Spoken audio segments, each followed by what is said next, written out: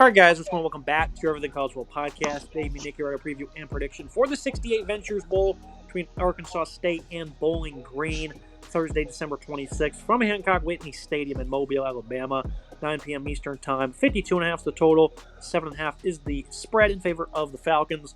Getting things started with the Ark State offense on this Falcon defense. 25 points per game is nearly what they're putting up. Solid group here. I think Jalen Raynor is a pretty underrated quarterback. 2,500 yards on the year, 14 touchdowns, 9 picks, almost 400 rushing with another 2 touchdowns. He's a great receiver here, Corey Rucker. This guy, he's been around a couple of years now. He's a pretty good player. I like what he brings to the table, knocking on the door with 1,000 yards. Also has 5 touchdowns this year.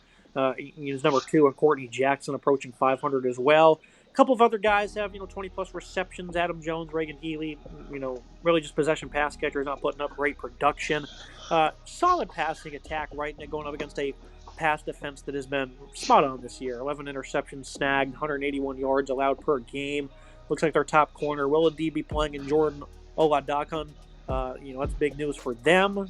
This is a team that's been able to snag some interceptions, like I alluded to, and Jordan has 4 of those. Ja'Cory Benjamin on the other side has 2 picks as well. Pretty good secondary here. Seems like a favorable matchup for him. C.J. Brown at safety, 3rd on the team in tackles. What do you make of this matchup here, and who's a favorite? I do like what this Arkansas State passing attack can do. This is a solid unit, in my opinion, about 227 yards per game through the air. Raynor's a really solid quarterback, 61% comfort, 2,500 yards passing, 14 touchdowns, obviously 9 picks. Is not great, but he's a serviceable quarterback for the level that they play at. I have no issues at all with the way that he's played this year. I think Corey Rucker's a really talented wide receiver, nearly 1,000 yards receiving, a bulk of the production for this offense, 14.6 yards per catch, and 5 touchdowns for him, about 78 yards per game as well. Courtney Jackson, 445, 11.7 and 2 scores, while Adam Jones, a decent red zone target with 3 receptions in the red zone. Overall, this offense is nothing flashy. They're decent on the ground as well, with their quarterback having about 400 yards rushing and 2 scores, while Zach Wallace and Ja'Cavion Cross each have 600 yards rushing. Wallace has 10 touchdowns for him as well. Solid numbers there, in my opinion. When you look at the defense for this Bowling Green team, this secondary's got some solid pieces. I think they've got some decent enough assets. Ja'Cory Benjamin's really solid, 6 pass breakups, 2 picks for him. He's a good leader for this team. And you highlight the other corners as well. They're solid on this team. I like what I've seen here. This is a decent enough Bowling Green secondary that's having an okay season at times. They're giving up about 181 yards per game through the air, maybe a little bit too high for your liking. This is a balanced matchup between these two teams. I give the slight edge to the Arkansas State offense, although they're not been super productive, only scoring about 24.8 points per game. I think a pretty favorable matchup for him. Might be on the ground. Zach Wallace at running back, 622 yards, 10 touchdowns, exactly 600 for Jaquez Cross, his number 2. And, of course, we alluded to what Raynor can do. 160 yards rushing per game for this offense. It's a good number, right? Bowling Green, they give up almost 150 yards per game. They're also going to give out their top linebacker, Joseph Sipp. So this might be where they try to lean into is running the football, Nick. These numbers are quietly enhanced, though. They gave up 234 and 235 early on in the year at Penn State and at Texas A&M, 2 great teams in the Power 4. They only lost to by 1 possession each. So since then, Nick, the run defense has been really good. Haven't allowed 200 yards outside of that. Down the stretch, they've been phenomenal. Sipp not playing, though, might be an opportunity for them to attack. The only blemishes, though, are against phenomenal football teams. The only blemishes are against phenomenal football teams. Is the run defense has been really good. Below 150 yards per game is a solid number. Top 70 unit in the nation. They're good against the pass. They're good enough against the run. This defense only gave about 20 points per game. Solid overall, in my opinion. About 330 yards per game given up as well. That's a good number there, right? Top 30 number. This is a Bowling Green defense that's not a slouch unit. They're a decent enough unit for what they are in the MAC. I think this is solid. Obviously, losing Sipp, their top tackle, with 75 total tackles, is a problem. But his partner, Brock Horn, should get the go. 74 total tackles, 5 tackles lost for him at linebacker. While Charles Rouse is really solid as well. 59 total tackles, 9 tackles lost, 5.5 sacks. Anthony Hawkins, Ali Saad are both really solid on the defensive line. Each of them have 8 tackles for loss, 40-plus tackles for them, 5 sacks for Hawkins, 3.5 for Saad. Really good unit overall. I like what this Bowling Green defense can do. Yeah, the players you alluded to, they've all been highly productive this year, so it should be an interesting matchup. I think Arkansas State will probably try to run the football here. It should be interesting to see how that plays out. Looking at the other side of things, Bowling Green, this offense on a Arkansas State defense. For the Falcons, Connor Blazelack, the former Missouri starting quarterback, had a good year. 220 yards passing per game, 15 touchdowns, only 5 picks. This is largely a balanced offense. They also run for a little under 150 yards per game as well. Tyrion Stewart, their top running back, he's out. He transferred elsewhere. Jason Patterson will get to go. And he's been, a nice, reliable veteran over, his career this season. 411 yards and 5 touchdowns. Jamal Johnson hasn't played much, but he'll also see increased reps.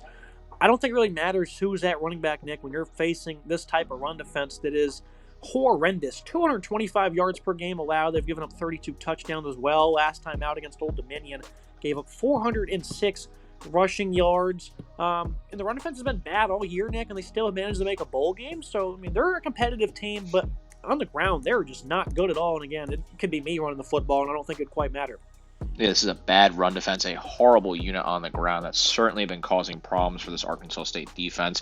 Yes, they still were able to find a way to get wins despite this anemic run defense. Like you said, 225 yards per game, giving up 5.9 yards per carry and 2.7 touchdowns given up per game. Just bad numbers for this Arkansas State defense. A horrendous unit. Jason Patterson should get the go for Bowling Green. About 400 plus yards for him, 4.4 yards a carry, and 5 scores. He's gonna be your top guy here. As Tyrion Stewart's out, who had a really good season in the MAC. I think Patterson's solid. Jamal Johnson is another back. Will be the number 2 back here. He's got 174 yards and 1 touchdown on limited touches. Want to see what his workload looks like. This is certainly something that you could see them have some success on the ground overall. This is a rushing attack that doesn't have to be phenomenal here. This is a very bad Arkansas State rushing defense. A little bit better against the pass, 96 nationally. They do have 14 interceptions. Travion Thomas at safety has 5 of those, along with 73 tackles. Dante Joyner at corner, one of their best defenders. He's in the portal, so he's probably not going to play. So that's not great for them. It's the only guy that's going to be missing, though, so that's a little encouraging. Brian Whitehead at defensive end, 10 TFL. The Colorado transfer, Marvin Ham, 90 tackles, 9.5 TFL. So they got some guys here that can play football, I think, at a pretty respectable level. Biggest news here, though, Harold Fannin Jr. will be playing. 100 receptions, over 1,300 yards. This guy's a beast of a tight end. 9 touchdowns as well. Malcolm Johnson's been a really good pass catcher, 47 reps for 500 yards. It's really just those two to get the job done. But again, Nick, when you're playing this bad of a defense, guys like Harold Fannin are likely going to be a big difference maker. Johnson coming off 8 receptions for 75 yards against Miami of Ohio. Had a really good afternoon there. Fannin was a little bit more quiet in terms of his yards per catch. I know he was battling an injury. A couple weeks to get healthy, Nick. Almost a full month by the time this is played. This guy's going to eat in this matchup, you would think. And again, even though some of their top guys are out, I don't think it's going to really phase them too much. Only guy missing on their offensive line will be their right tackle. Very good one in that, Alex Walschlager. Everyone else is going to be there, though, and they should eat.